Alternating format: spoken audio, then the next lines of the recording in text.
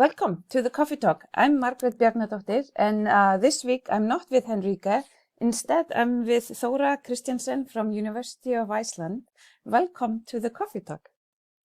Thank you. I'm so glad to be here. Thank you. So you have been doing some really interesting work in the equal paradise of Iceland, of why we have so few women CEOs.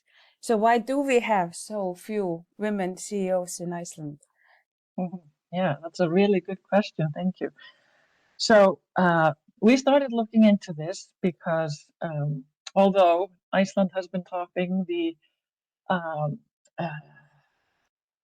most of the lists of gender equality, like the World Economic Forum list for, I think, 14 years in a row now.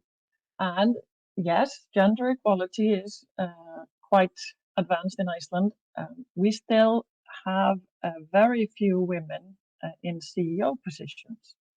And somehow it seems like we lose the women as, going up the pipeline to the top positions. So we wanted to try to find out why that is. And we do not have a definite answer yet, but we've been doing surveys, we've been interviewing people, and of course, like people do, they like to point fingers at somebody else. So we started by doing a survey of women business leaders in Iceland and asking them, why do you think this is, and what do you think we should be doing? And they more or less pointed fingers towards men, that the old boys club was a barrier for a lot of women. And they also felt that because we do have legislated gender quota on corporate boards, we have the 40-60 gender balance by law, and that has mostly been fulfilled. And they also pointed their finger at these women who sit in the corporate boards and are part of the teams that make the decisions on who to hire as a CEO. So, we knew that, we need to look at the boards, and the boards, of course, are the decision makers when it comes to hiring a CEO. So why are they not hiring? At that time, there were no women CEOs in Iceland. So why haven't they been hiring women as CEOs? Is it just so there are no women CEOs in the publicly traded companies, right? Yeah, exactly. Okay. Yes. Thank you for that clarification. Yeah. So the listed companies, there were no women CEOs, and of course, the Icelandic market is not big. But still, there were zero. Yes. Yeah. And since everything else seemed to be moving in the right direction, we wanted to know what's going on. And so we managed to interview women from all of the boards of listed companies. So there were representatives of all of the boards. And again, they were frustrated with the men that sit on the boards with them. They felt that in many cases, the hiring processes were not very professional. They were relying too much on people's private networks, and they felt that there was some lack of trust, like men don't trust women to take on these positions, and maybe the boards need more courage to hire women, because of course, if women are not hired into these positions, they do not have the CEO experience that you're looking for. So we have to start somewhere. So they pointed to that. And they also, I think, experienced some lack of trust in themselves. So they felt like these men that sit with them on the boards did not trust their judgment as well when they were maybe advocating for some women candidates. And the men were really quick to point out why these women candidates were not qualified, or they were too much this or not enough that. And they also, we saw that these women also felt a little bit in a precarious position themselves, because they were usually the ones bringing up women's names, and they experienced that that was not very popular. The men either just, found all sorts of flaws, or just said, no, that's not good, or seemed to get frustrated that these women were always talking about other women.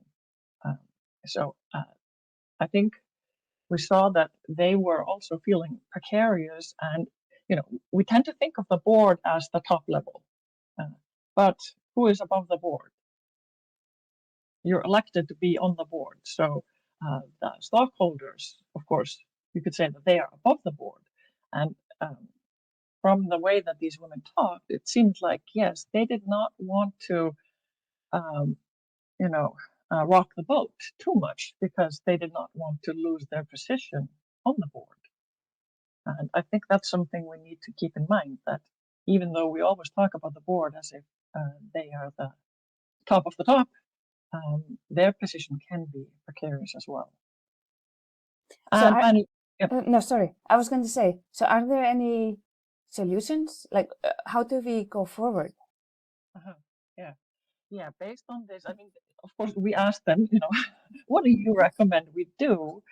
And they felt that, some of them felt that, we could even consider a temporary quota, legislate a temporary quota on the executive level, gender quota on the executive level positions. Not a lot of them supported that, just like, most boards are not in favor of legislation anyway, interfering with whatever they're doing.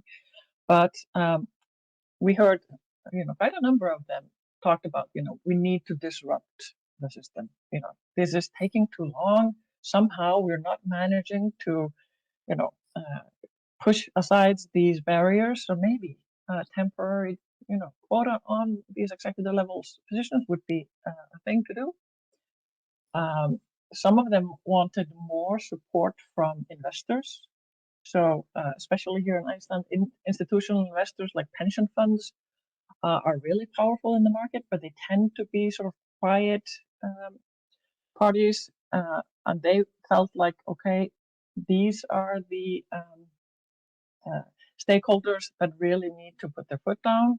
And they could do that by having some kind of policy that they will not invest unless, that there's gender balance at the executive level or something like that. And of course, they also talked about like succession planning.